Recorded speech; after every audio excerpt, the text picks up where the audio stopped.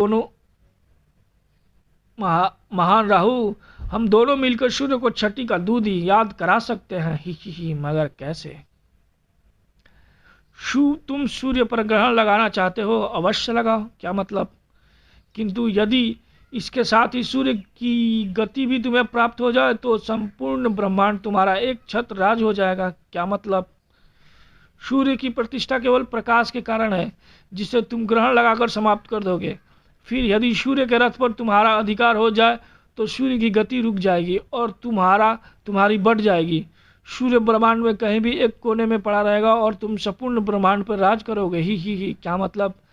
संसार में सभी तुमसे भयभीत रहते हैं, यहाँ तक कि देवता भी तुम्हारी छाया तक से भय खाते हैं। हाँ, खाते तो हैं।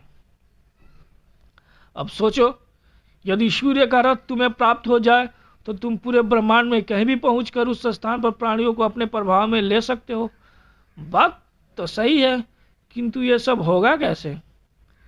वो मैं बता दूंगा। पहले तुम सेनापति मक्कारों को मेरे वध के लिए दिया गया अपना आदेश वापस लो। खड़ा खड़ा मूर्ख और छतरी तान श्री बाकेलाल पर ही जो आज्ञा महान राहु। बाकेलाल को पकवान परोसे गए। खूब जी भर खाओ बाकेलाल। हर कोई राहु के कष्टों से भय खाकर उसके निवारण का कर्म करता है, किंतु तुम पहले मानव हो जिसकी सेवा मैं स्वयं राहु खड़ा है। ही भोजन के उपरांत अब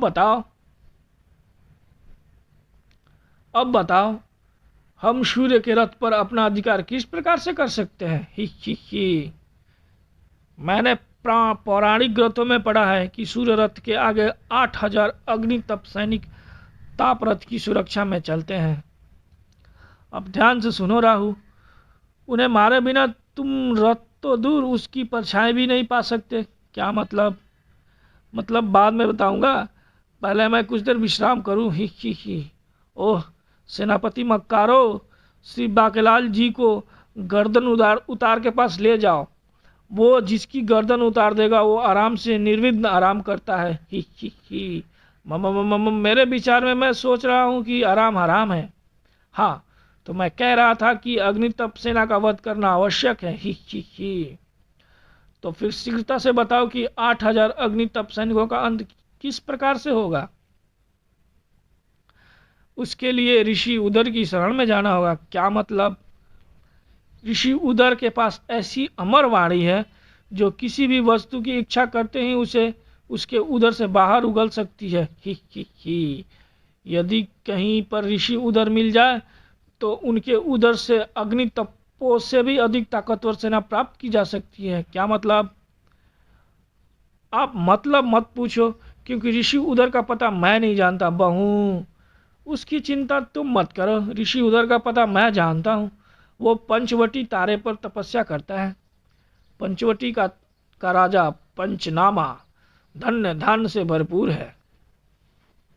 महाराज, धन समाप्त हो गया, भोजन का कच्चा सामान भी समाप्त हो गया, जैसे आटा, दालें, घी, नमक, हल्दी, मिर्च इत्यादि। तो क्या हुआ? चलो ऋषि उदर के पास महीने भर का सामान भरवा लाते हैं। ही बोलो ऋषि उदर की जय। ही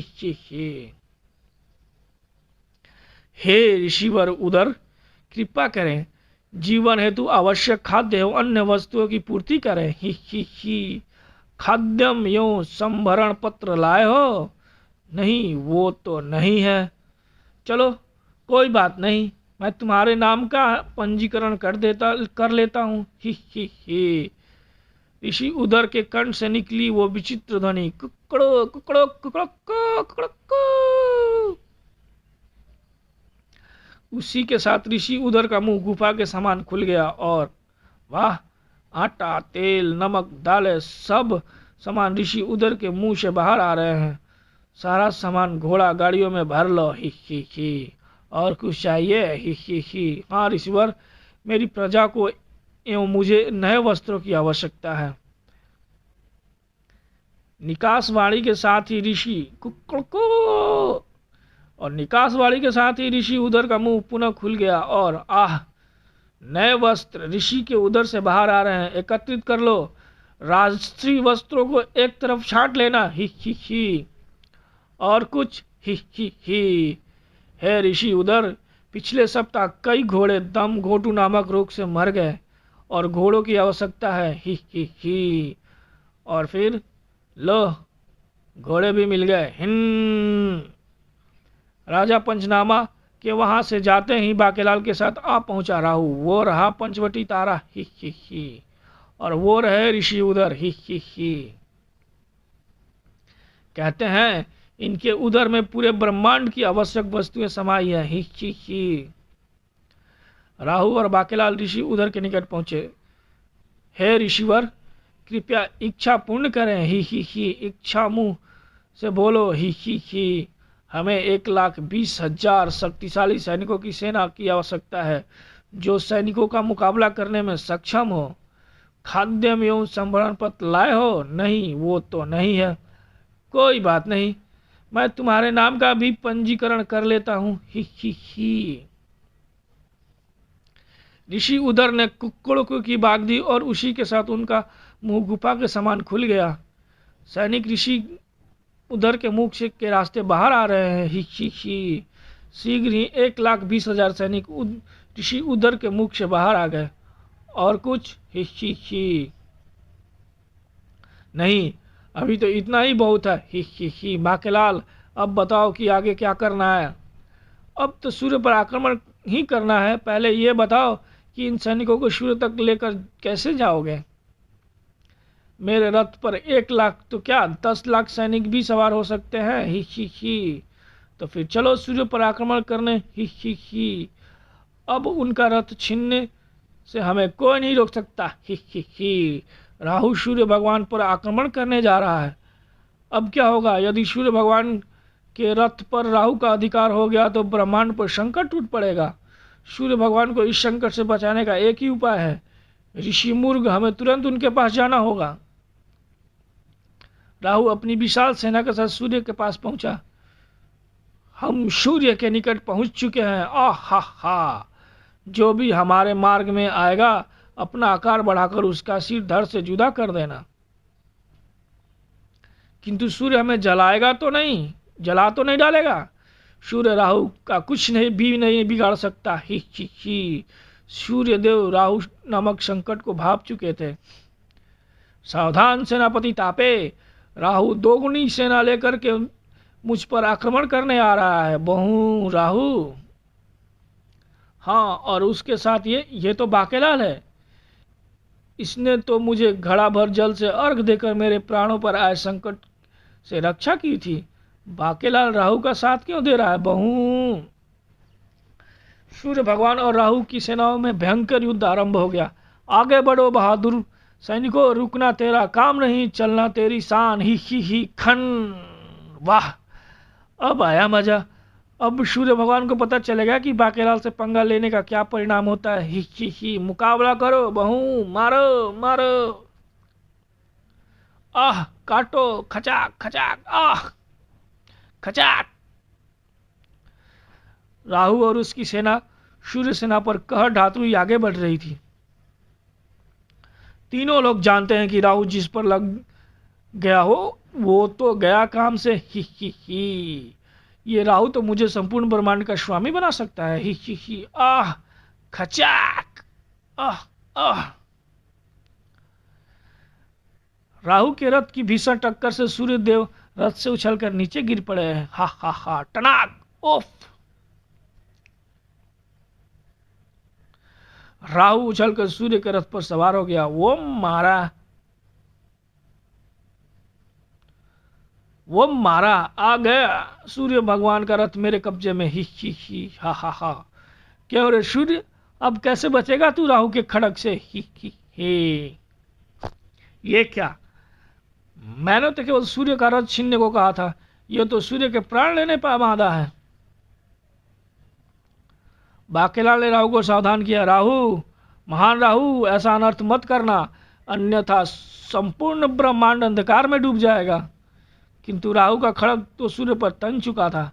ही। अपने इष्ट देव का स्मरण कर ले और अंतिम बार इस ब्रह्मांड के दर्शन कर ले सूर्य। ही। किंतु इससे पूर्व की राहु का खड़ग सूर्य भगवान के गर्दन पर चल पाता। गड़प। अरे ये कौन? मैं हूँ ऋषि मुर्ग, ही। अब कर तेजोमय भगवान सूर्य का अंत कमबख्त। ऋषि मुर्ग द्वारा सूर्य भगवान को उद्रस्त करते ही संपूर्ण ब्रह्मांड में अंधकार छा गया। अरे बाप रे, हर ओर अंधकार छा गया। देवताओं में खलबली मच गई। अंधकार अंधकार अनर्थ। क्या हुआ, क्या हुआ, ये क्या हुआ, कैसे हुआ, कब हुआ, क्यों हुआ? ही बू। सूर्य भगवान आकाश में कहीं पर दृष्टिगोचर नहीं हो रहे हैं। ची। और नारद जी कैसे हो? ही। उल्लू और चमगादड़े उड़ते हुए दिखाई पड़ रहे हैं, अर्थात हर ओर रात्रि ही रात्रि है। तो सूर्य भगवान कहाँ गए? उन्हें ऋषि मुर्ग उद्रस्त कर गए हैं। वो देखो, ऋषि मुर्ग अपने दरबे में जा रहे हैं।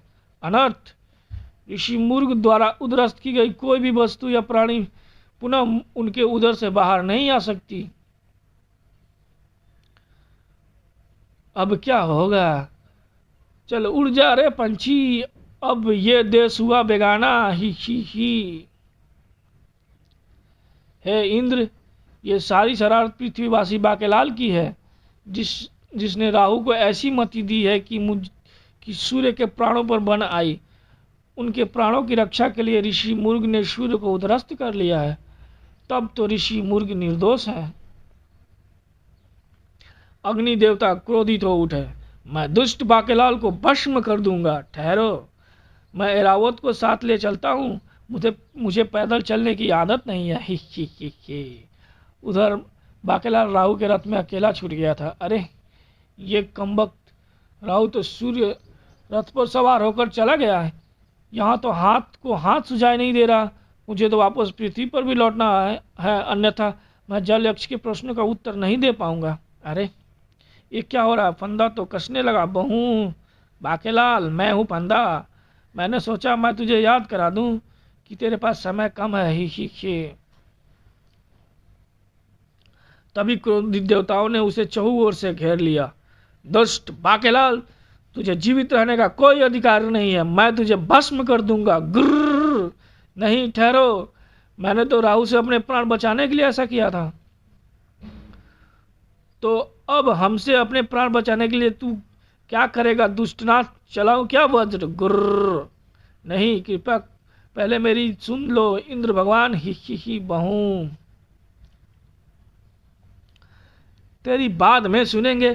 पहले ये बता कि सूर्य देवता को ऋषि मुर्ग के उदर से किस प्रकार स्वतंत्र कराए, अन्यथा तेरे प्राण गए समझ।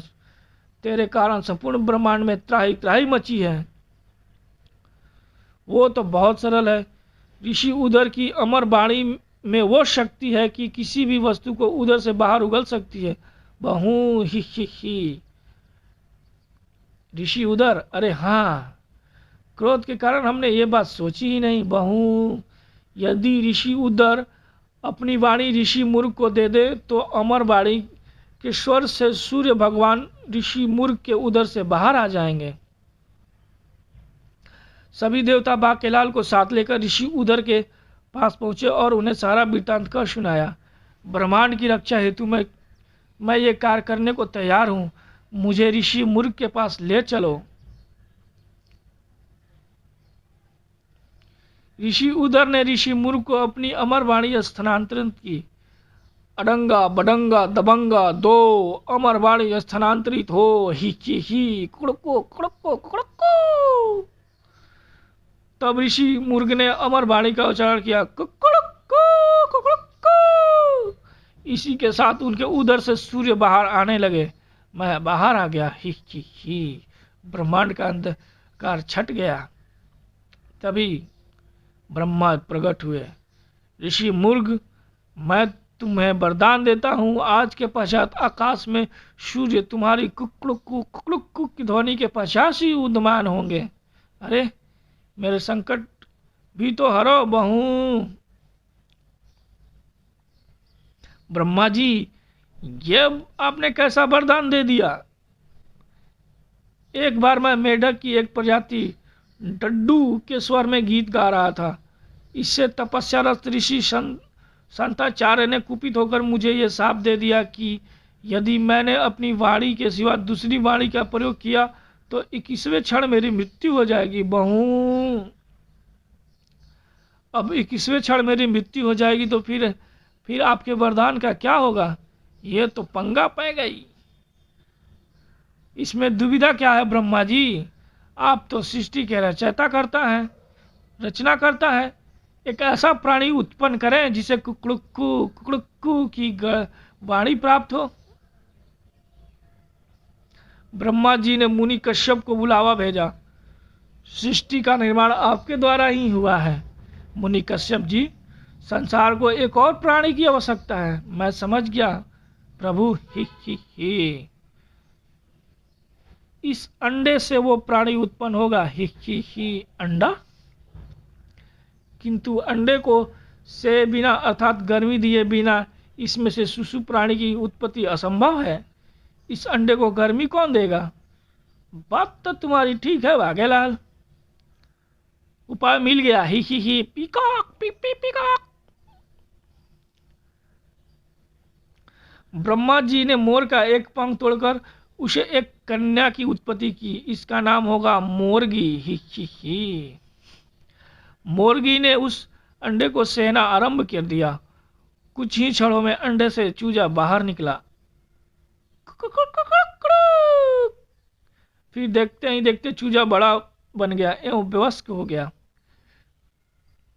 ऋषि मुर्ग ने उसे अपनी वाणी देकर 21वें क्षण अपने प्राण त्याग दिया। आह, अच्छा तो हम चलते हैं। तभी वहां प्रकट हुए सूर्य। बाकेलाल, तुम्हारा बहुत बहुत धन्यवाद। राहु जब मेरा रथ लेकर भाग रहा था तो उस समय टूट योग चल रहा था, जिसके कारण रथ का पहिया टूट गया और राहु की टांग टूट गई। यदि मैं रथ पर सवार होता तो ये हादसा मेरे साथ होता। तुम्हारे कारण मैं इस हादसे से बच गया। ही। किंतु रथ का पहिया तो लगा हुआ है। हाँ, मेरे पास दूसरा पहिया था, उससे काम चल गया। ही। चलो, संकट टल गया।